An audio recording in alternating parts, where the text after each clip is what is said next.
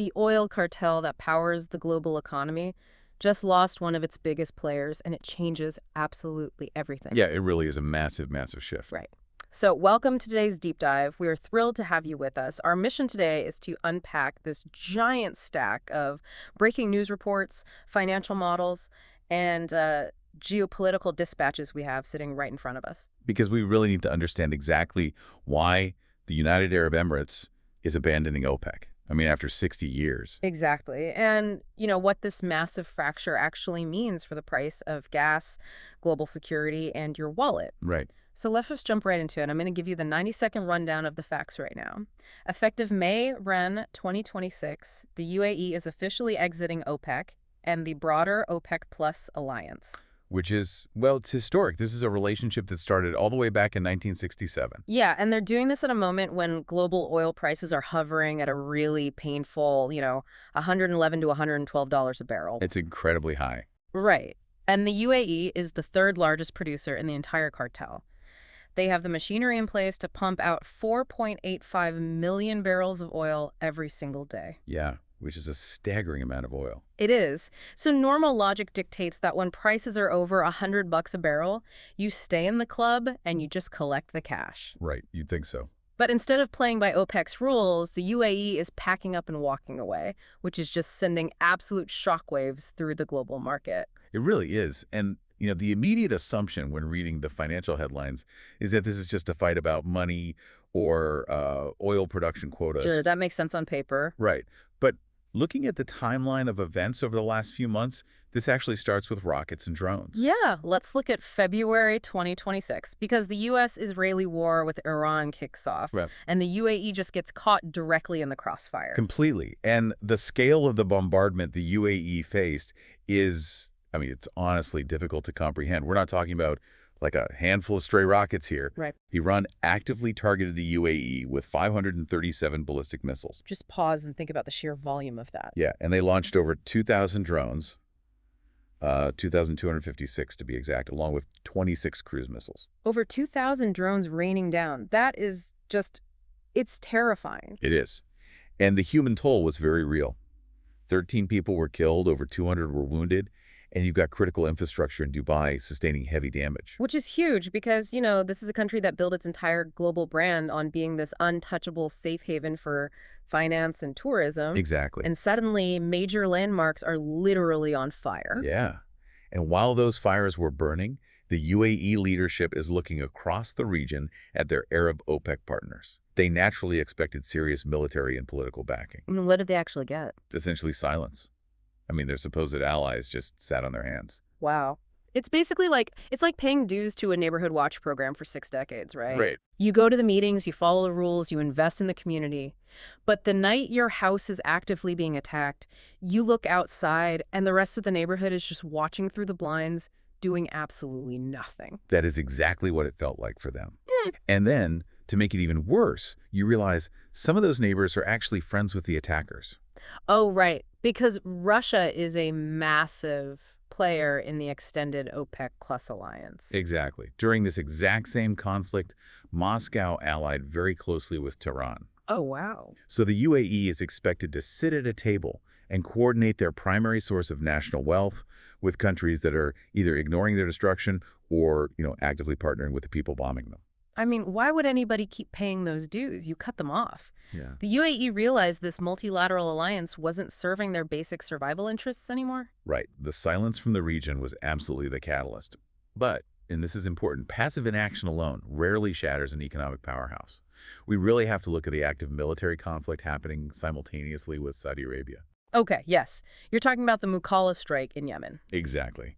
So we have to go back slightly before the main Iran conflict to late December 2025.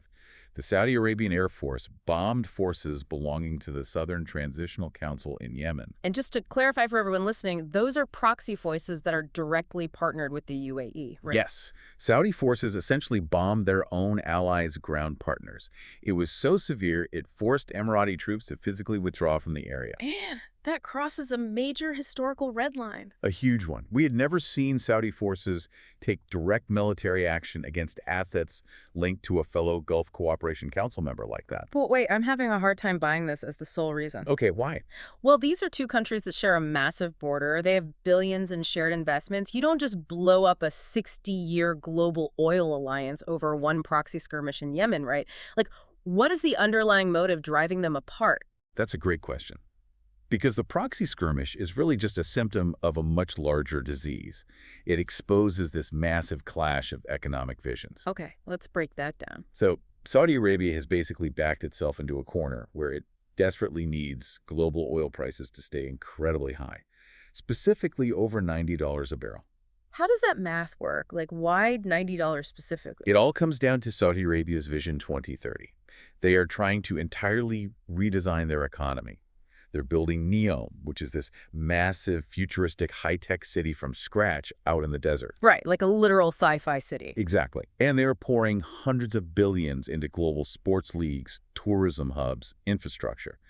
So to balance their national checkbook and pay for all of this construction without going into massive debt, they need every single barrel of oil they sell to bring in at least $90. Okay, but the UAE doesn't have that same massive national bill coming due? No, they structure their economy very differently. Yeah. They operate with a much lower break-even point. Plus, they have these massive sovereign wealth funds. Yeah. We are talking about trillions of dollars invested globally in the stock market, international real estate, and tech companies. So their money is tied to the success of the broader global economy, not just the price of oil. Exactly. When oil prices get too high, like the $112 we are seeing right now, it acts as a tax on the entire planet. It drives up inflation. It slows down manufacturing. Which hurts the global economy. Right, which actively damages the UAE's broader investment portfolios. That makes total sense. Furthermore, the UAE sees the writing on the wall regarding the energy transition, don't they? Yes, they absolutely do. Yeah. They believe global oil demand will eventually peak as the world shifts toward low-carbon energy. So they want to pump as much oil as physically possible right now to maximize their profits before the world stops buying it. So to put it simply, they want market share, but Saudi Arabia wants market control. Exactly. Saudi Arabia wants to restrict the supply of oil to keep the price high and pay for their desert cities. The UAE wants to monetize their vast reserves immediately. And that fundamental difference in strategy crashed directly into the realities of OPEC's quota system. I mean, we're talking about billions of dollars left on the table here. Oh, absolutely. Over the last decade, the UAE poured $150 billion into expanding its state oil company, ADNOC. Wow. $150 billion. Yeah. And they didn't just build a few new rigs. They developed advanced extraction technologies, laid new pipelines, built massive export terminals.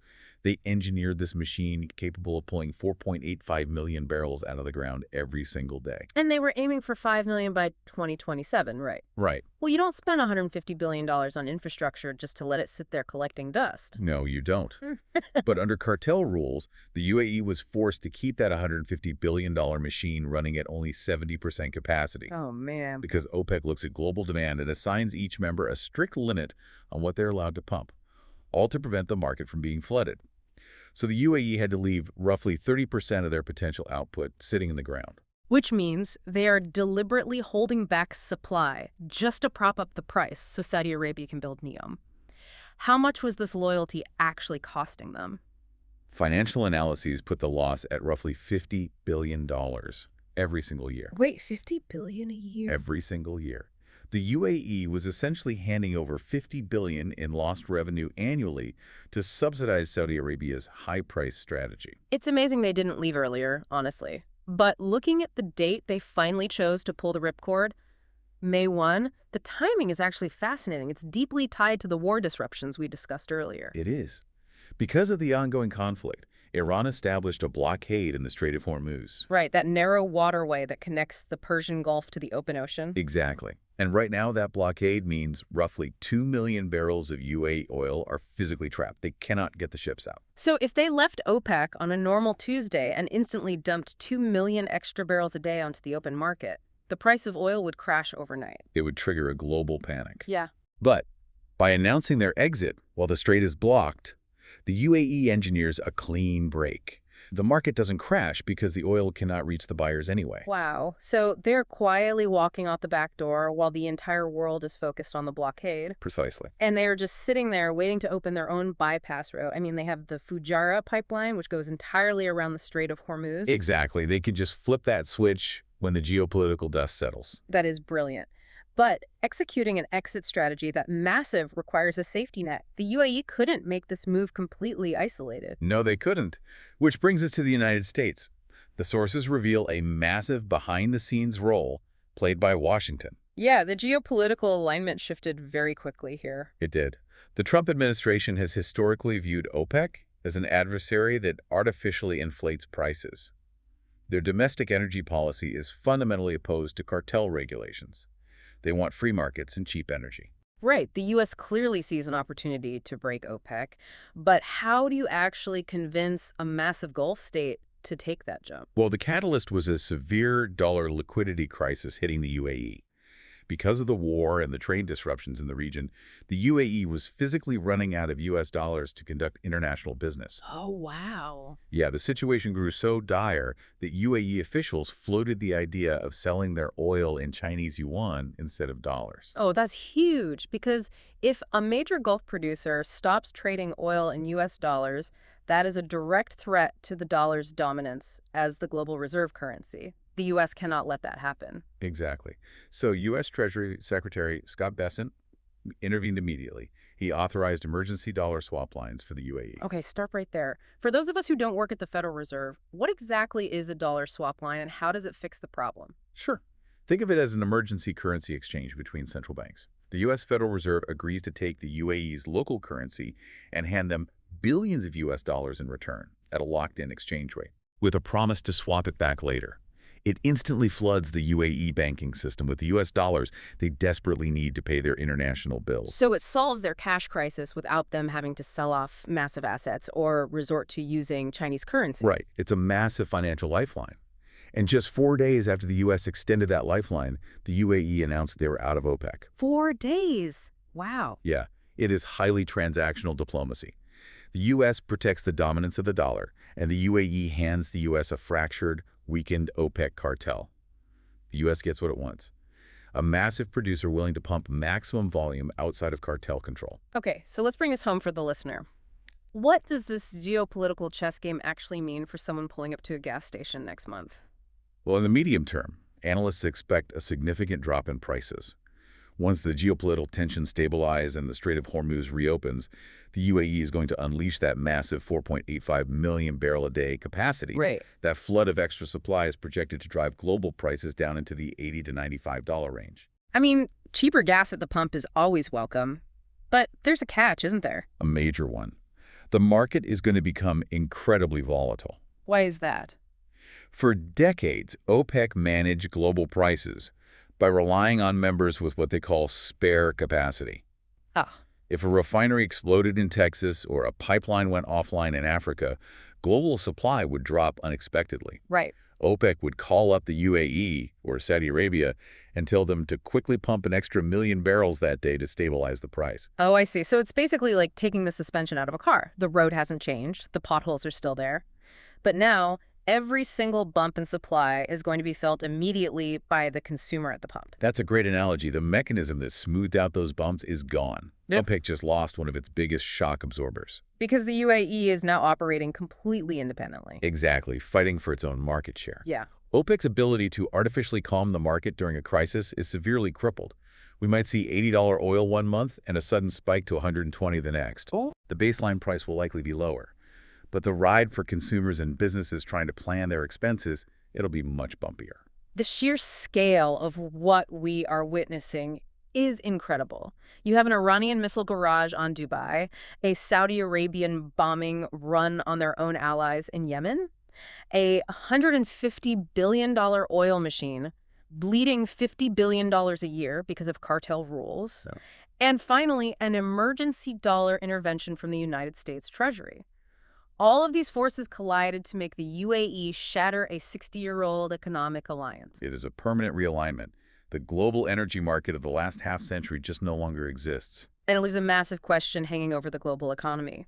Now that the UAE has proven you can successfully break free from the cartel, secure American backing, and make your own rules, how long until other frustrated members decide to follow them out the door? Right. Countries like Iraq and Kuwait have been fighting with OPEC quotas for years. Exactly. Are we watching the final days of OPEC as we know it? Will the neighborhood watch completely disband? That is the multi-trillion-dollar question. Well, thank you for joining us on this deep dive. You are now the most well-informed person in the room on the future of global energy.